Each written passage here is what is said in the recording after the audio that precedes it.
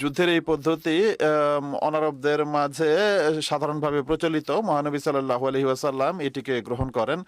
গত খুতবায় এই সম্পর্কে উল্লেখ করা হয়েছিল যে তাকে আল্লাহ তাআলাও এটি অবগত করেছিলেন যে এই পদ্ধতি গ্রহণ করা সঠিক হবে।